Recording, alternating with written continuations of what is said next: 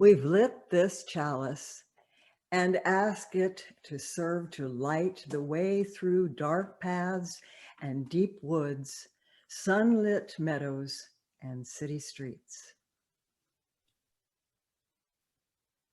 Well, good morning and welcome. I'm Reverend Amy Petrie Shaw. My pronouns are they, them, theirs, and I am so glad to see you this morning. I'm speaking to you as always from land that's the traditional territory of the indigenous Iowa people.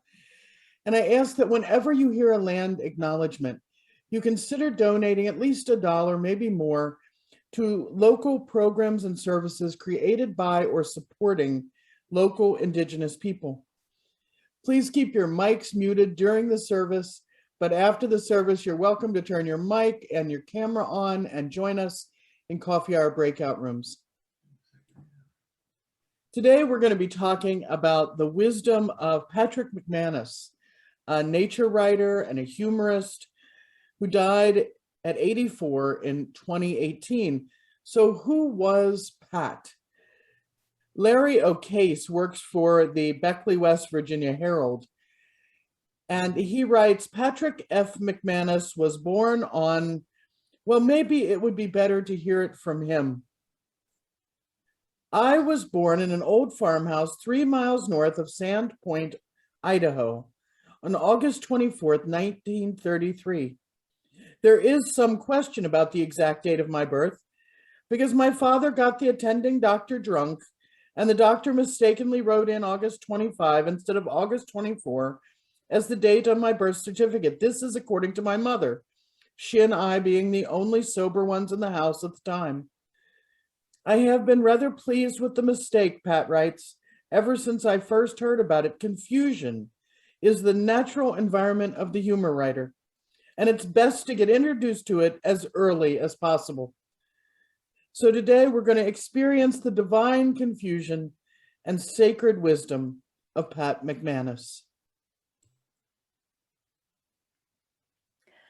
Welcome to the First Unitarian Church of Des Moines, where we strive to grow ethically and spiritually, serve justly, and love radically. I'm Barbara Martin, she, her, hers. We welcome seekers, doubters, questioners, and believers, while asking all who join us to respect our differences and celebrate our common humanity. We'd like to start with a song that everyone should know, although we will put the words up in front of you. This Little Light of Mine. We'll sing 3 verses, so hit it, Bruce.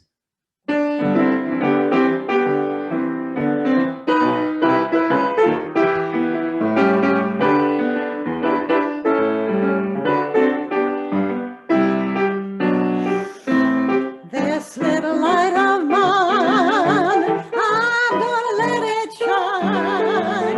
This little light of mine, I'm gonna let it shine. This little light of mine, I'm gonna let it shine. Let it shine, let it shine, let it shine.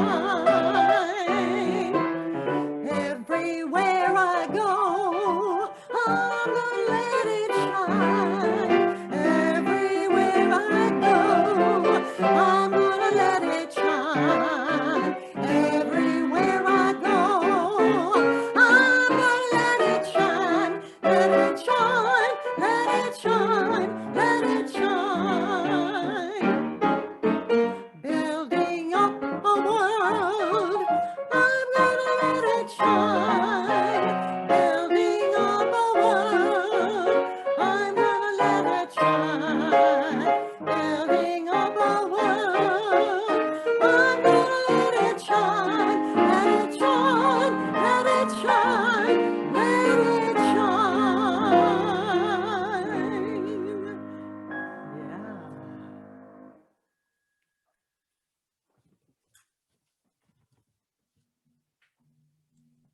Thank you, Barb. Thank you, Bruce. That was wonderful. My offering words are provided this week with my normal seriousness because giving should never hurt. There was a new family that had just moved into town, and their son came to church on Sunday, but he seemed upset. And his RE teacher asked, "What's wrong?" And the boy said sadly, "I was going to go fishing this morning, but Daddy said I had to go to church instead." And the RE teacher was very impressed. And she said, "Did your dad tell you why it was more important to go to church than to go out fishing?" And the boy said, "Yeah, he did. He said he didn't have enough bait for both of us. I suspect Pat McManus would have approved highly of this young man. The morning offering will now be given and received through the link in the chat.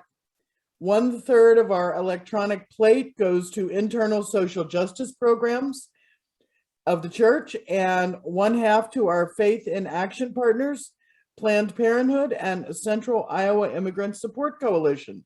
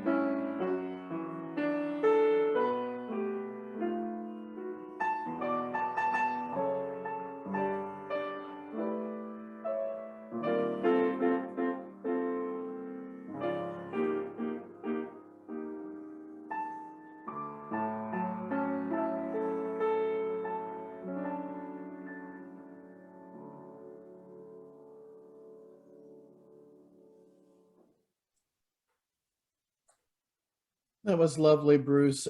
Thank each and every one of you for all the gifts and the talents you bring to this church. I want to give a special thanks this week to everyone who came out to the Steins Barn on Saturday.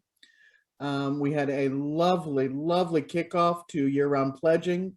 Great group, a lot of fun. It was so wonderful to be in community with everyone again, because community is what we're really talking about when we're talking about church. We are the human side of the divine, the human hands and the human hearts that come together to witness and minister to one another in our laughter and in our tears. We have some joys and sorrows that were sent in this week and 2 that got missed last week, and I'm going to do those today. This week, former church member Mark Campbell let Carolyn Spencer know that Larry Schlatter has COVID and would like very much to hear from Iowa friends. And at the end of Joys and Concerns, I'll get these all in the chat. I do have Larry's contact information. You can also message me to get the mail address. Mark also reports a joy for himself. His granddaughter, who suffered from a cancerous brain tumor 10 years ago, had her 10-year anniversary of being cancer-free. Mark now lives in Athens, Georgia. From last week, Catherine Lyons has let us know that Charlotte Shivers has COVID. She and Bob moved to Florida permanently to be closer to family around the first of the year. So cards with personal messages would be best. I will again put that address up in a moment, but that way Charlotte can look at the cards repeatedly and know how much she's cared for. Please remember Bob as well, as this is difficult for him too. Linda Kreipel let the church know that her daughter has a very serious medical situation. She said, my daughter has had some serious symptoms related to a recently diagnosed brainstem lesion. She's undergoing steroid therapy to reduce the tumor, and they're waiting for a referral to the Mayo. Please keep her in your hearts. No phone calls right now because Linda is very busy caring for her and her grandson. And she said, I know I will feel your healing vibes in my heart. Please feel free to send cards and messages to Linda, her daughter, and family. And I will put up that address also. Let's share together now in the chat the names of anyone we know who could use some special care and attention this week. As we type their names in, may the love of this community hold them all.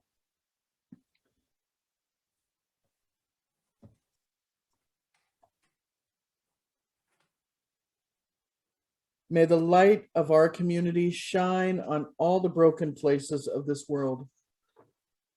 May the work of our hands and our hearts support, aid, and comfort all those who hunger or thirst for food or water, justice or freedom, especially this week, the people of Afghanistan. May we never look away when we are needed. May those who are grieving be comforted. May you be comforted. May those who are tired find rest. May you find rest. May all the broken places be healed. May you be healed. And may those who are filled with joy and laughter be abundant. Together each week we light 3 real or virtual candles. The first for the joys and sorrows that we've shared here, 1 for the names that we've written in the chat, and 1 last candle for all the joys and all the sorrows which are deeply held but remain unspoken here today.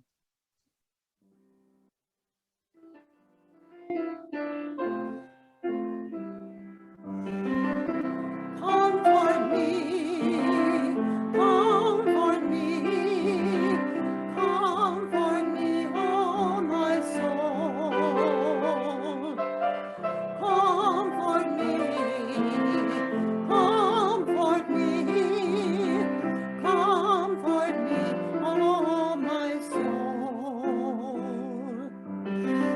Sing with me, sing with me, sing with me, oh my soul. Sing with me, sing with me, sing with me, oh my soul.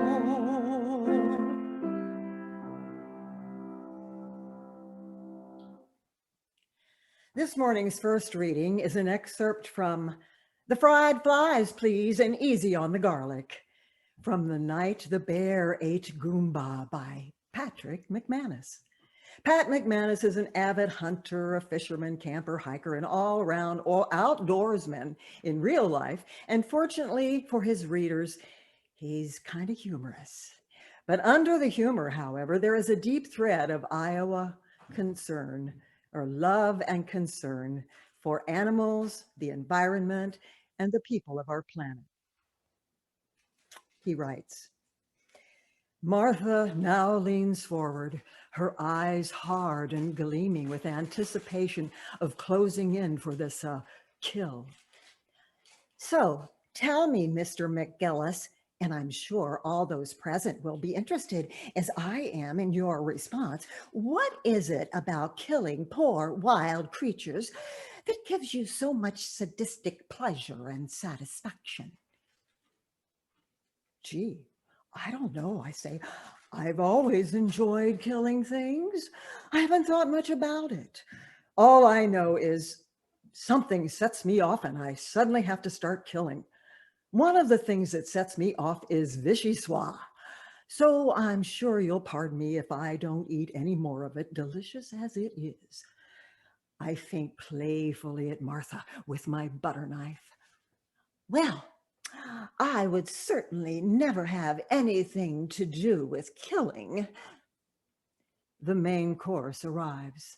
Oh, cries Martha, rack of lamb, one of my favorites. Well, I'm afraid I have to pass, I say. I try to avoid eating anything that died of natural causes. Smells good, though. Is there any chance that lamb could have died in an accident? The truth, I've never cared much for killing.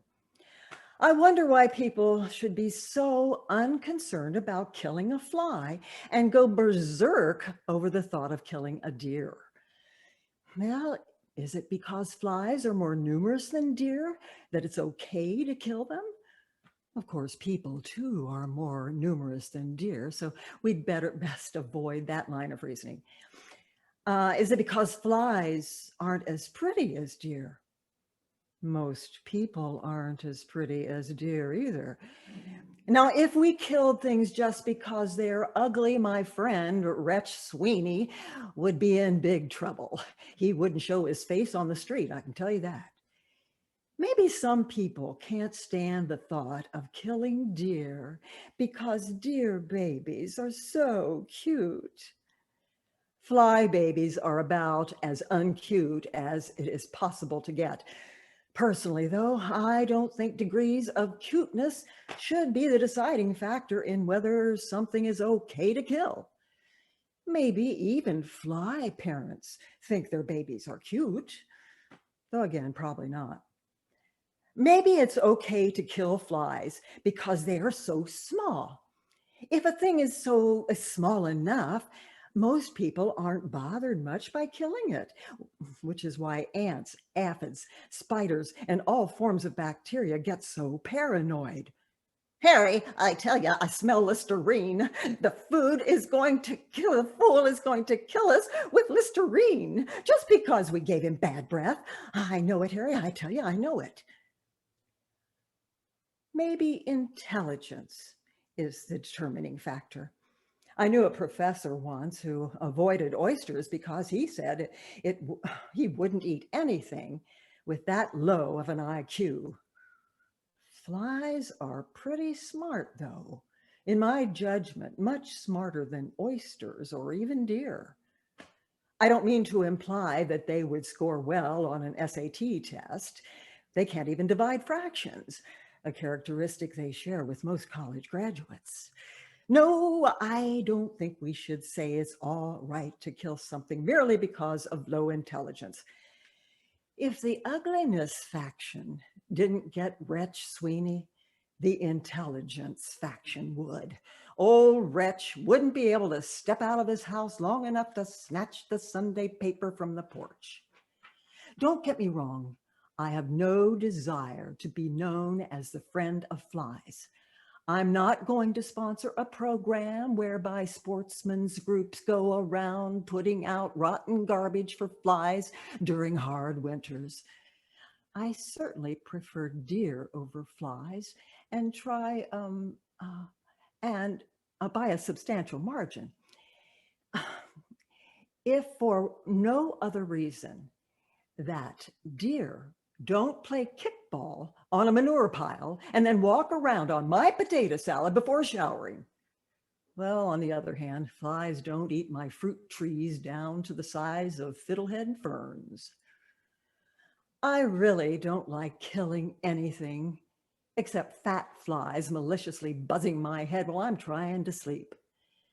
But killing is the natural culmination of the pains and pleasures of the hunt. At least if you're a better shot than I am. Generally speaking, I don't kill anything I don't eat. I draw the line on flies, though. The drumsticks are just too small. And now we have the pleasure of some special music by Sarah Chang, her version of Isn't It a Lovely Day by Irving Berlin.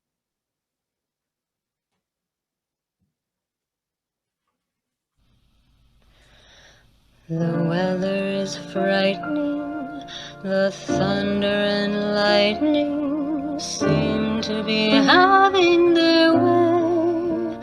But as far as I'm concerned, it's a lovely day. The turn in the weather will keep us together, so I can honestly say that as far as I'm concerned, it's a lovely day, and everything's okay.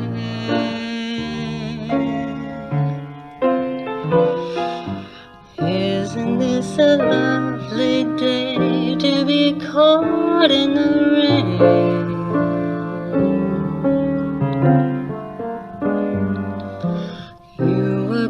went on your way. Now you've got to remain.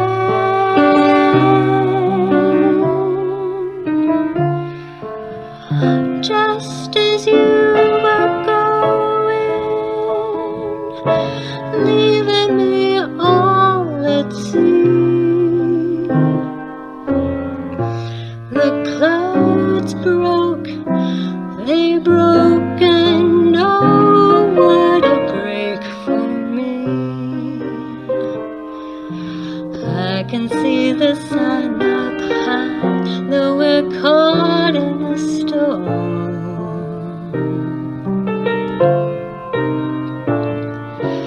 I can see where you and I could be cozy and warm.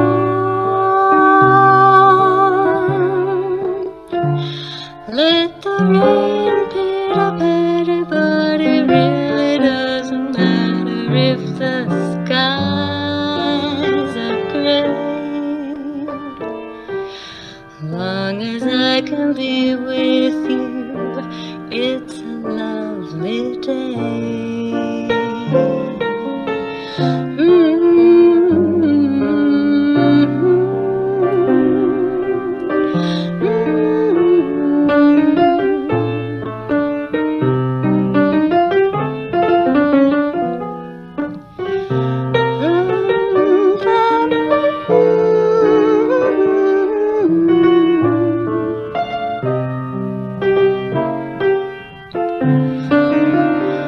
Just as you were going, leaving me all at sea. The clouds broke, they broke, and oh, what a break for me. I can see the sun up high, though we're caught in a storm. I can see where you and I could be cozy and warm. Let the rain patter patter, but it really doesn't matter if the skies above are gray. Long as I can be with you, it's a lovely day.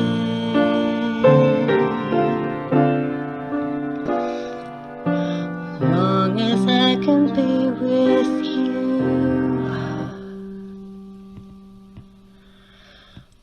it's a lovely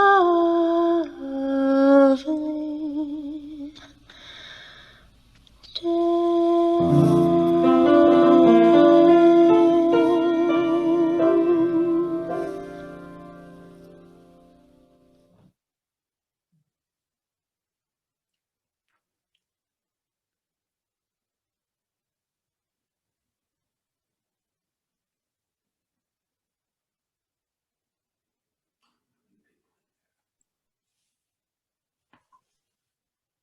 This week's thoughts for meditation come from a piece called A Prayer by Joanne Fontaine Crawford at a blog called Elizabeth's Little Blog. And here's the poem she wrote. All, love of all love, peace of all peace, depth of all depth. So often in the midst of all we do, as we are washing dishes, sending email, going to work, doing all the things we do day in and day out, we can forget that our time here on this earth is both a gift and a miracle. Do not let us forget, because sooner than we think a tomorrow will come, and it will be our last tomorrow, and we will have missed the miracle. We will have emailed and worked and complained and watched TV through the miracle.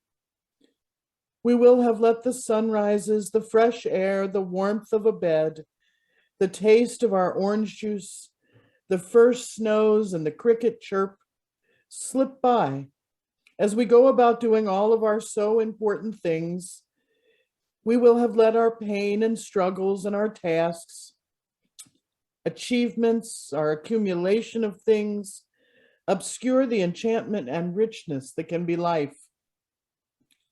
Love of all love, peace of all peace, depth of depth. Let us find the holy in all that makes our life. Let us slow down, stop doing, simply learn to be. May we find the holy in our coffee, in the spider whose 8 legs carry her effortlessly over her web, in the kiss goodnight, in the hot meal, fuzzy blanket, in the chill of the dark night air. May we be seekers and makers of the holy. Amen and blessed be. So holding those thoughts and images in mind, please join me in 1 minute of silent thought, meditation, or prayer.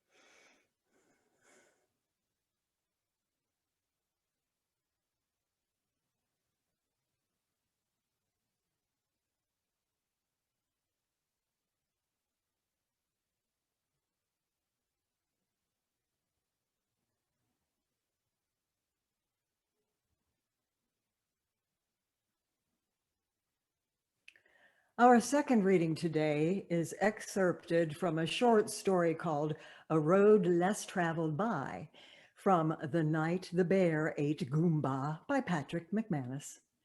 It reminds us that sometimes the trip is worth more than the arrival.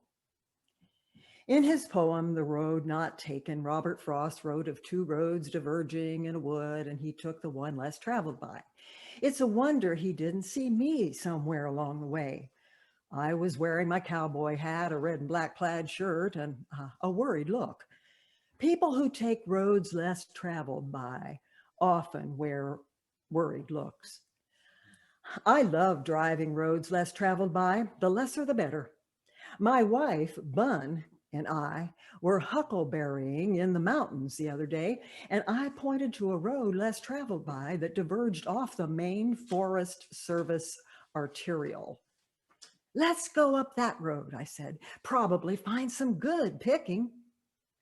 "What road?" said she. "I don't see any road." "And you claim to be a devotee of Robert Frost?" I said. "What would old Bob think of you now?" "Frost? What's he got to do with this insanity?" "Never mind.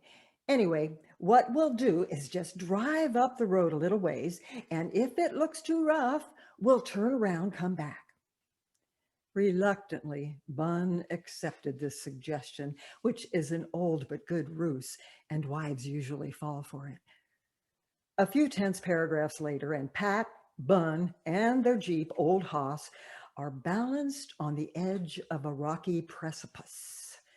Pat writes, "Wait, I'm sure the road will improve soon." I was lying, of course. Roads less traveled by never get better, only worse. Still, a modest white line does little harm and some good, a white lie, that is. It can claim a nervous spouse and distract her from clawing up the upholstery. "Now," I said, "when we go over that shale pile ahead, we will tilt rather sharply toward the brink of the cliff and may even slide sideways a few inches. But that is only normal in situations such as this." I could see that these words had the desired calming effect on Bun, because she dabbed the perspiration from her forehead with a swatch of the upholstery and even gave me a tiny, if grim, smile. Smiling with clenched teeth produces a rather grotesque effect, however, and I made a mental note to call this to her attention at a later time, providing there was a later time. We crossed the shale pile without harm, except for possible hearing loss at the result of loud screeching in a closed cab. As I told Bun, loud screeching is wonderful for relieving tension, and she should have joined in. I get really annoyed at people who bottle up their tension. As I expected, the road deteriorated quickly beyond the shale pile, and old Hoss began to whinny and slip and stumble. Well, I said, time to drop into four-wheel drive. I know some outdoorsmen who are so stupid that they drive into a remote place in four-wheel drive until they get stuck, and then they're up the creek. The thing to do is to go to two-wheel until you get stuck, and then you have four-wheel to get you out. Guess what? Said Bun. You put it in four-wheel crossing the swamp and never took it out.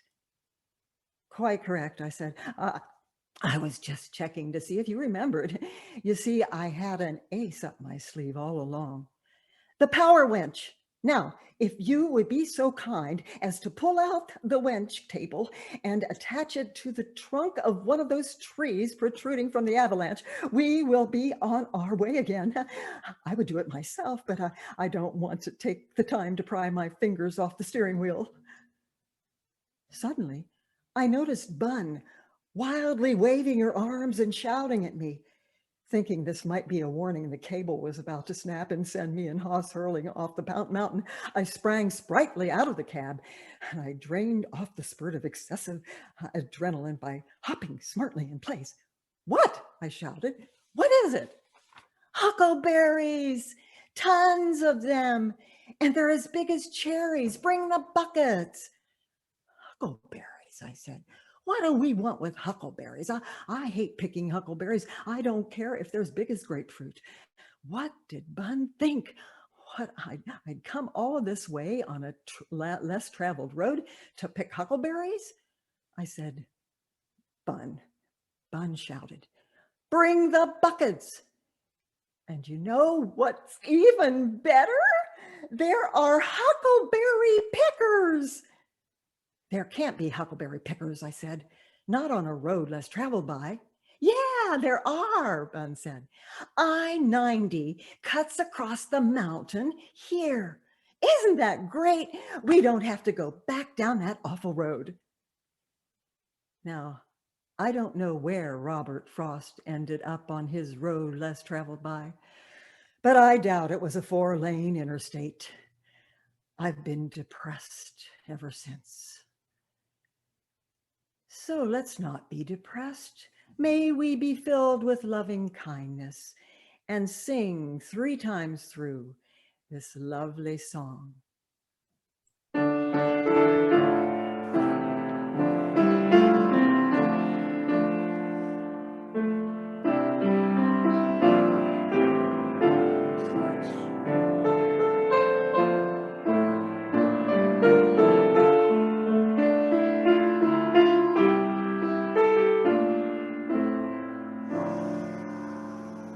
May we be filled with loving kindness. May we be well. May we be filled with loving kindness. May I be well. May I be peaceful and at ease. May I be whole. May you be filled with loving kindness. May you be well.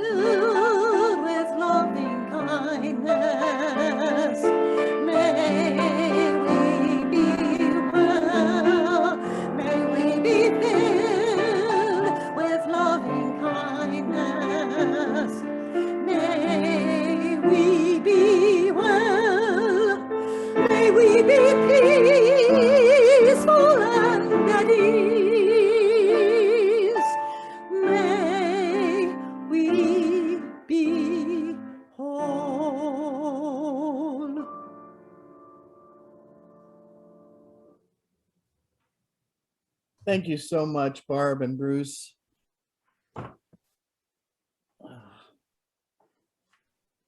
It was in 1916 when Robert Frost wrote The Road Not Taken, a poetic nod to the tension inherent in making life decisions. And the wording of that poem, which most of you may have seen in high school, the wording is sparse and beautiful. It's almost haunting as it looks in hindsight at the deep meaning found in small choices. So this is The Road Not Taken, Robert Frost.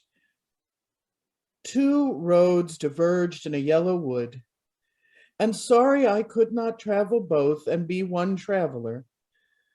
Long I stood and looked down one as far as I could to where it bent in the undergrowth, then took the other just as fair, and having perhaps the better claim because it was grassy and wanted wear. Though as for that, the passing there had worn them really about the same, and both that morning lay equally in leaves that no step had trodden black. Oh, I kept the first for another day, yet knowing how way leads on to way, I doubted I should ever come back. I shall be telling this with a sigh somewhere ages and ages hence. Two roads diverged in a wood, and I took the one less traveled by, and it has made all the difference. Pat McManus is a master of the road less traveled by, and a devotee of the roads you shouldn't have taken and did anyway, and look where the heck you ended up.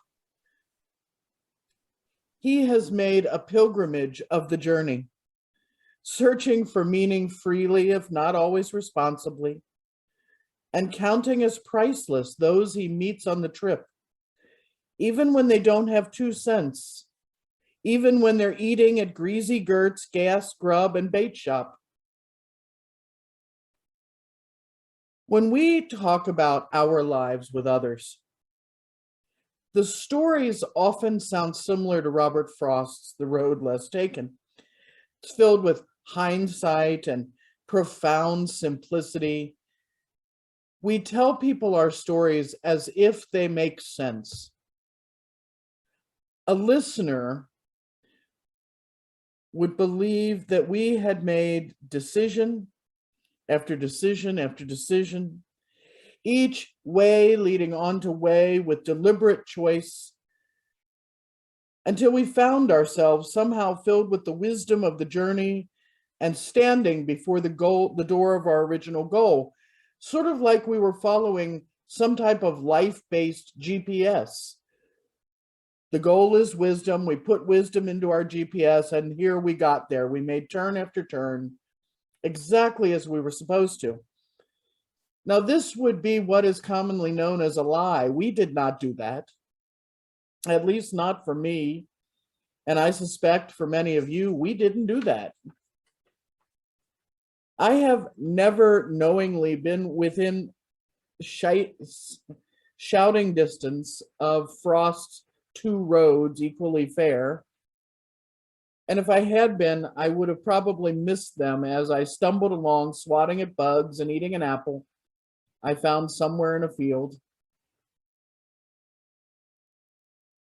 I have often found myself, though, on Pat McManus's Road Less Traveled By, arriving at my life destinations after doing the equivalent of falling off of a mountain or two while being chased by a rabid wolverine.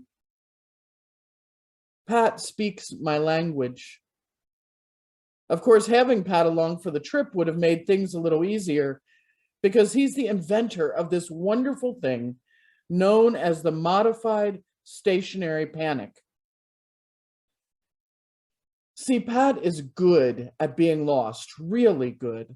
He says that if he tells a hunting partner, I'll just cut across the hill and meet you on the next road, 9 times out of 10, the next road he finds will be the Trans-Canada Highway, unless he's actually in Canada, in which case it may be the supply route to a Siberian reindeer farm.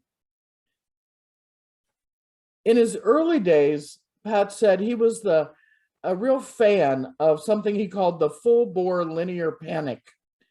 Full-bore linear panic. In this method, you just run screaming in a particular direction until you run smack into a boulder, large tree, or an elk, and then you sprint off in a new direction, still screaming.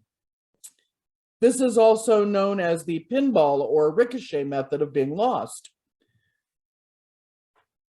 And I was thinking about this when I was thinking about religion, because a whole bunch of people use this method of being lost when they are talking about religion. This is the method, the full-bore linear panic. This is the method where we decide we're going to find some answers in our life. We announce that bravely. And when we find an organized religion or idea or divine being or school of thought, we just run at it full tilt. And when we hit something we don't like, we bounce off screaming and run in a new direction, still screaming.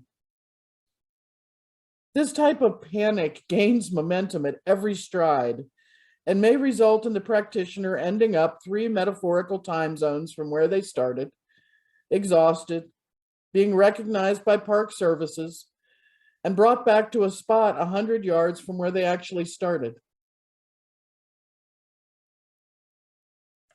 Finding this too tiring to do often, in real life, Pat discovered a better approach: the modified stationary panic, or MSP. After seeing his wife perform a stationary panic where she saw a snake and started to leap up and down in place, chittering like an agitated squirrel and sort of flailing her arms, he found himself laughing. And since Bun had the tent in her pack, this resulted in his sleeping outside in a torrential downpour and his creation of the modified stationary panic. So for the MSP, the modified stationary panic, you jump up and down in one spot, flailing as you would for the stationary panic, but you make the moves a little more rhythmic, as if you were doing some sort of folk dancing. He also suggests adding an Australian drinking song screamed at the top of your lungs to cover the chittering. How much easier the road less traveled by would have been, at least for me, if every time panic set in, I took some time to sing and dance loudly and badly. If before running screaming in a new direction, we took the time to re-find ourselves and to wear out the fear and the anxiety before moving in a new direction.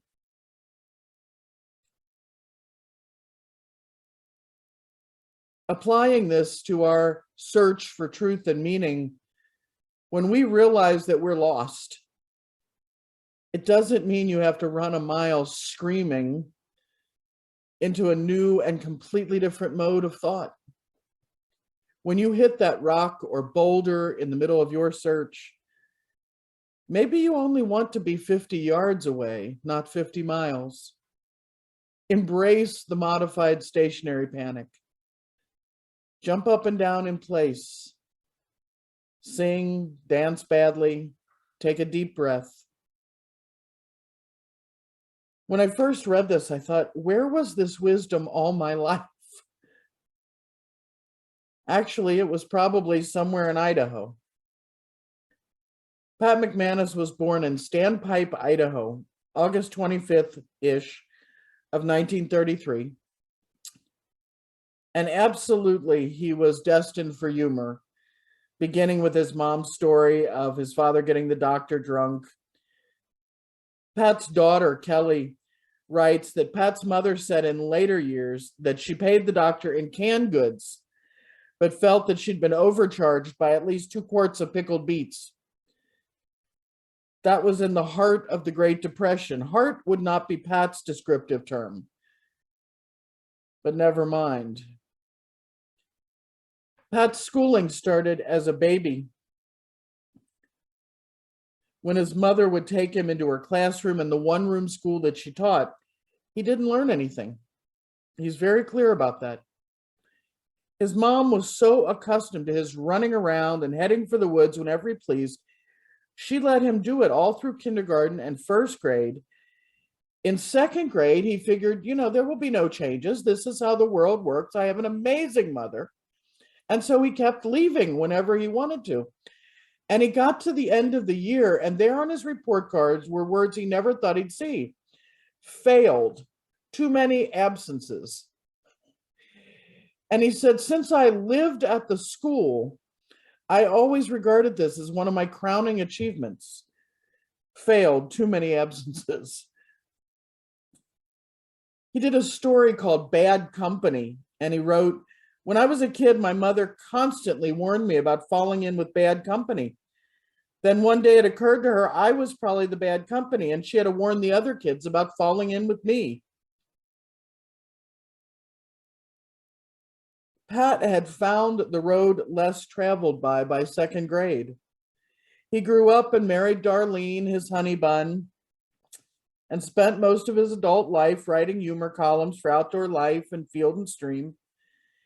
And throughout the majority of his work, there is a reoccurring theme of love of camping and family, boating, hunting, and fishing, most of which is just an excuse to enjoy the outdoors, often in the company of friends, as incompetent as he is.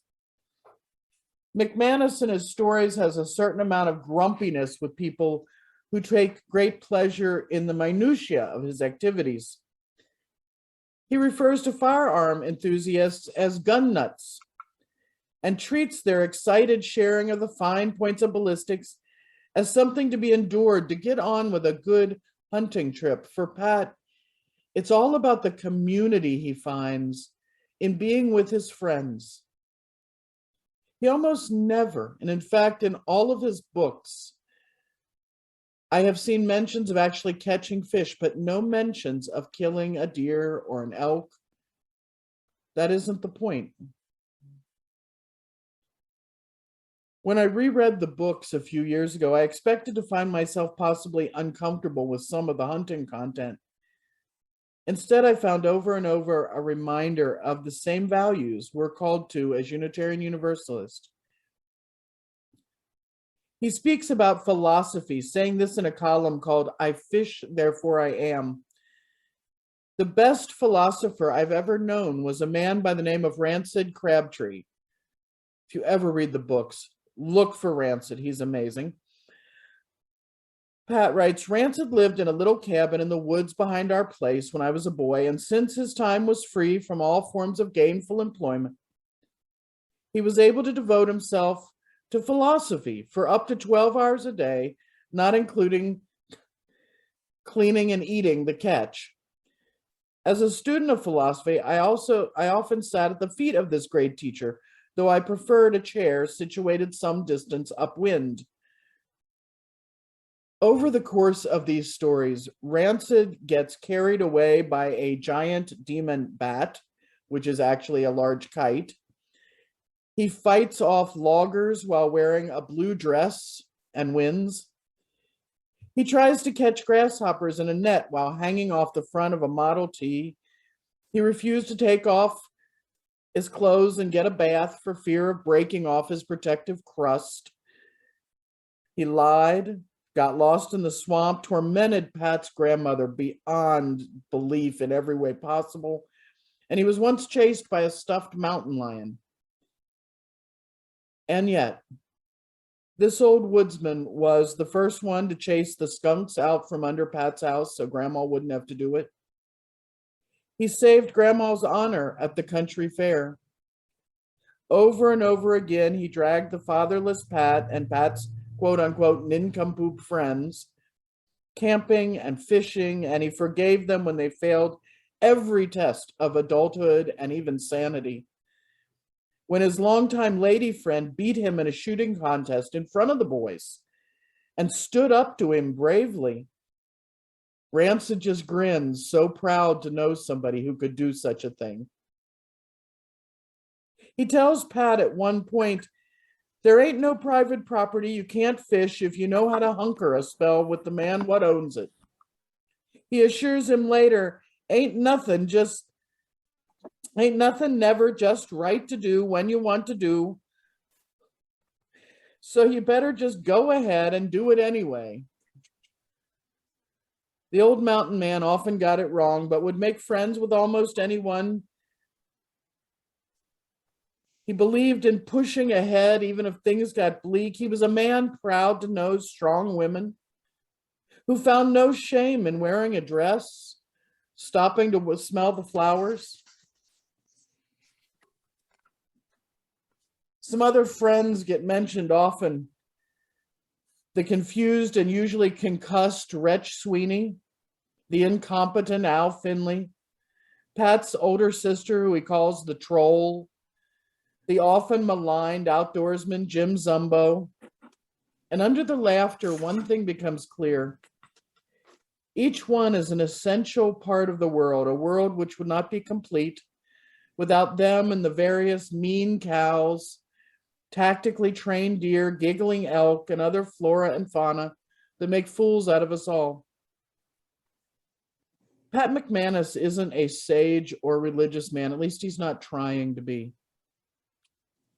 He doesn't try to talk about deep and meaningful things, except when he does, like why it's okay to kill some things and not others. He talks about things like being lost and getting found, about treasuring your friends and listening to the elderly and the poor. He talks about kindness and respect and the reasons we do the things we do. He talks about being brave. Over and over, he makes meaning of the journey, even when it gets muddy and wet, even when you want to go home. You know, I'm thinking about it. Maybe he is a religious man after all. Take some time, try reading a few things by Pat McManus and see what you think. And take the road less traveled by. Amen. We take the light of this chalice and carry it into the world to light our way through mountain, forest, field, city, and stream. Our closing hymn, Love Will Guide Us.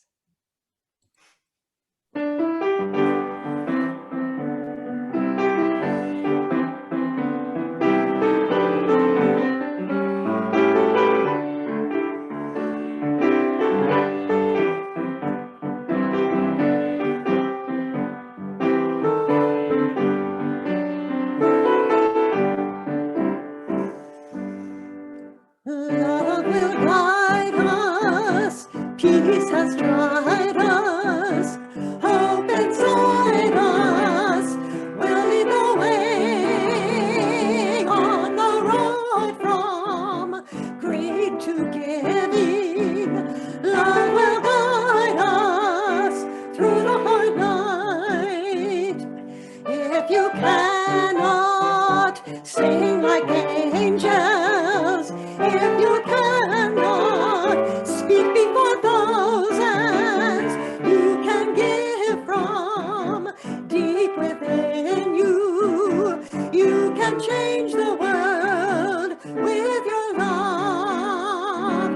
Love will guide us. Peace has tried us. Hope inside us. They'll lead the way on the road from greed to giving. Love will guide us through the hard night.